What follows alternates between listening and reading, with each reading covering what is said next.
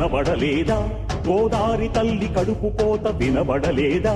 గోదారి నీళ్ల రక్తఘోష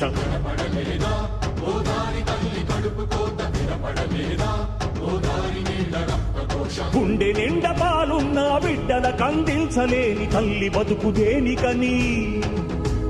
నీళ్లు నింపె నీళ్లున్న సముద్రాన పడిపోయే శాపం తనకెందుకని? బరువై దయ కరువై తను వెలియై ఇక బలియై, ఉప్పు సాగరాలలోకి వెళ్ళలేక వెళ్ళలేక వెక్కి వెక్కి పడుతున్నది వృధాగా కనుమూయలే.